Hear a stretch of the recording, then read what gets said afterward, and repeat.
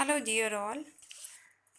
I, Ankita Singh, welcome you all in my channel, and this is the second chapter of Civics, class 9th. We had already completed one video over this chapter, and in that video, we have learned about what is democracy, what are the different features of democracy, and we have seen these features in the consideration of the whole world. हमने देखा कि अलग अलग countries में democracy के किस किस तरह के फ़ीचर्स सामने आए और डेमोक्रेसी के एक्चुअल फ़ीचर्स क्या हैं उसके बारे में भी हमने जाना। अब इस चैप्टर में हमने डेमोक्रेसी की डेफिनेशन भी पढ़ी, उस डेफिनेशन को सेटिस्फाइड करते हुए उसके फीचर्स भी समझे। नेक्स्ट हम देखते हैं कि इस चैप्टर में और क्या बातें कही गई हैं। स्टूडेंट, मैं एनसीईआरटी के चैप्टर्स को पूरा डिस्क्राइब करूँगी और इसमें जो जो इम्पॉर्टेंट चीज़ें हैं वो आपको बताती चलूँगी। आप सारी चीज़ों को अच्छे से सुनिए, चाहे तो उसको नोट भी करते चल सकते हैं ताकि इससे आपको पूरे क्वेश्चन आंसर्स अच्छे से समझ में आएंगे। एनसीईआरटी के जो क्वेश्चंस होते हैं वो क्वेश्चन ज़्यादातर एमसीक्यू बेस्ड होते हैं और ये क्वेश्चन ज़्यादा पूछे नहीं जाते हैं। तो जो पूछी जाती हैं बातें वो बुक के बीच से पूछे जाते हैं क्वेश्चंस। ये क्वेश्चन एडिशनल क्वेश्चंस कहलाते हैं। इन क्वेश्चंस को अच्छे से करने के लिए, समझने के लिए आपको ज़रूरी है कि ये बुक को पूरी अच्छी तरह से इसको एनालाइज करें, इस चैप्टर को अच्छे से समझें, इस चैप्टर में क्या कहा गया है, किन किन चीज़ों की बात कही गई है, किन किन कंट्रीज़ की बात कही गई है, उनके बारे में अगर ये समझ के ये चैप्टर आप कंप्लीट करेंगे तो आप कोई भी क्वेश्चन इस चैप्टर से रिलेटेड उसका आंसर दे सकते हैं। सो डियर स्टूडेंट, अब हम बात करते हैं कि डेमोक्रेसी के फीचर्स की तो हमने बात कर ली। अब हम देखते हैं डेमोक्रेसी की इंपॉर्टेंस क्या है। जैसे कि चैप्टर का नाम था what is democracy, why democracy. So why democracy का मतलब है what are the different importance of democracy. Democracy क्यों ज़रूरी है, इसकी क्या इंपॉर्टेंस है। तो हम देखते हैं डेमोक्रेसी की इंपॉर्टेंस क्या है, इसकी मेरिट्स क्या हैं, क्यों ये ज़रूरी है। तो जब हम बात करते हैं इम्पोर्टेंस की, डेमोक्रेसी के इम्पोर्टेंस की या उसके मेरिट की, तो हम ये कह सकते हैं आर्ग्यूमेंट्स फॉर डेमोक्रेसी। डेमोक्रेसी के लिए विवाद या वाद विवाद डेमोक्रेसी के होने पे, तो उसकी मेरिट्स हम देख लेते हैं कि डेमोक्रेसी क्यों ज़रूरी है।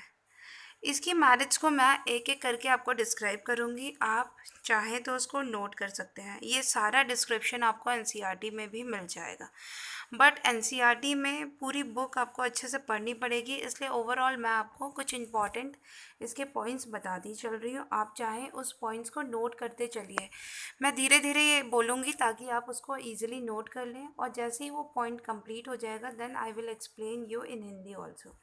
So, the first point of the merit of democracy is democracy is a government, is a better form of government because it is more accountable form of government. तो फर्स्ट जो मेरिट है democracy की वो क्या हुई, democracy is more accountable form of government. Democracy more accountable form of government इसलिए कही गई है क्योंकि डेमोक्रेसी में जो गवर्नमेंट का कार्यकाल होता है वो 5 ईयर का होता है और 5 ईयर्स के बाद एक री इलेक्शन होता है। तो जो लोग होते हैं वो एक सरकार को अच्छे से 5 साल में जज कर लेते हैं कि ये किस तरह की सरकार है, इसने क्या क्या काम किया, और उसी के बेसिस में वो सरकार को नेक्स्ट इलेक्शन में री इलेक्ट करते हैं, नहीं तो वो नहीं करते हैं। तो डेमोक्रेसी में क्या होता है, इलेक्शन बार बार होता है, इसीलिए ये बहुत ही अकाउंटेबल फॉर्म ऑफ गवर्नमेंट होता है। यहाँ लोगों को चॉइस होता है और जो इलेक्टेड पीपल होते हैं, जो इलेक्टेड लीडर्स होते हैं, वो आंसरेबल होते हैं लोगों के लिए, इसीलिए ये अकाउंटेबल फॉर्म ऑफ गवर्नमेंट है।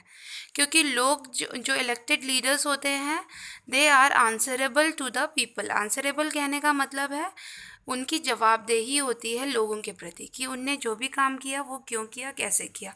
लोगों को क्वेश्चन करने का अधिकार है और उनको लोगों के आंसर्स को देने का उनको देना ही पड़ेगा लोगों के आंसर, क्योंकि लोगों द्वारा चुनी हुई सरकार है ये democratic. So dear student, the first point is democracy is more accountable form of government. Now move to the next point. Next point is democracy improve the quality of decision making. Democracy decision making की quality को improve करती है। मतलब आपके कोई भी आपके कोई भी डिसीजन के लिए एक अच्छे क्वालिटी ऑफ डिसीजन अराइज करती है, मतलब कि वो आपकी डिसीजन को इम्प्रूव्ड फॉर्म में पेश करती है। क्यों ऐसा होता है? क्योंकि डेमोक्रेसी जो है वो सिंगल पर्सन की तो होती नहीं है।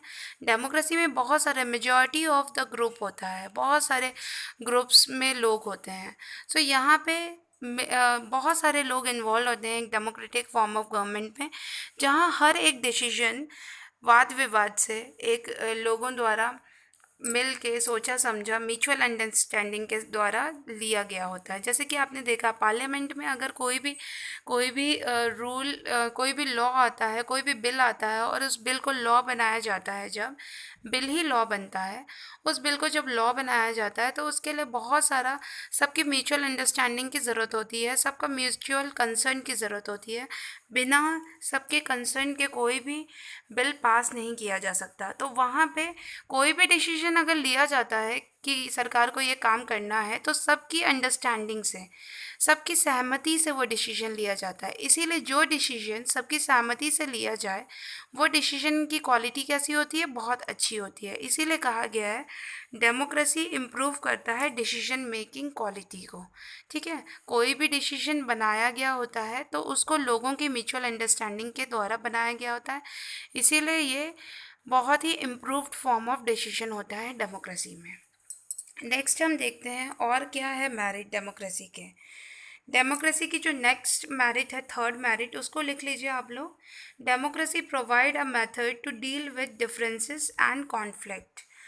डेमोक्रेसी एक ऐसा मेथड प्रोवाइड करता है जिससे डिफरेंसेस, मतलब ये जो भेदभाव है, डिफरेंसेस और जो विवाद है, उनसे उनको डील करने का एक मेथड प्रोवाइड करता है। कैसे? जैसे कि अभी मैंने आपको सेकंड पॉइंट में डिस्क्राइब किया कि कोई भी डिसीजन बनता है तो आपस में सबकी सहमति से बनता है, म्यूचुअल अंडरस्टैंडिंग से बनता है। तो डेमोक्रेसी जो है, अगर यहाँ पे कोई भी डिफरेंसेस आया, कोई भी कॉन्फ्लिक्ट आया, जैसे कि आप न्यूज़ चैनल्स में भी देखते हैं, अगर कोई भी मुद्दा उठता है किसी भी पार्टी का, किसी भी गवर्नमेंट के बारे में, किसी भी पार्टी का, तो उस मुद्दे को सोशल मीडिया में बहुत ज़्यादा पब्लिक किया जाता है और उस पर वाद विवाद भी करवाया जाता है। इससे हमें पब्लिक ओपिनियन भी मिल जाता है और लोगों के साथ साथ लीडर्स, अलग अलग पार्टीज़ के जो लीडर्स हैं, उनके ओपिनियंस भी मिल जाता है। अगर कोई भी रिलीजियस मैटर होता है तो उसको भी इसी तरह से पब्लिक किया जाता है और उससे ऑडियंस की भी हम डिसीजंस को ले सकते हैं। तो यहाँ पे क्या है, कोई भी अगर मुद्दा अराइज होता है, कोई भी कॉन्फ्लिक्ट या डिसीजन अराइज होता है, तो उसको इसी तरह से सुलझाया जाता है। तो ये एक ऐसा मेथड प्रोवाइड करता है जिससे हम किसी भी कॉन्फ्लिक्ट या किसी भी डिफरेंस को डील कर सकते हैं आसानी से, क्योंकि यहाँ लोगों से भी राय ली जाती है। इसीलिए कहा गया है democracy provide a method to deal with differences and conflict. जैसे कि राम मंदिर बनने के लिए बहुत सारे मुद्दे अराइज हो रहे थे, बहुत सारे विवाद चल रहे थे, लेकिन इसको भी एक पब्लिक तौर पे लिया गया और इसके लिए लोगों का समर्थन जुटाया गया और उसके बाद डिसीजन इसका बन गया।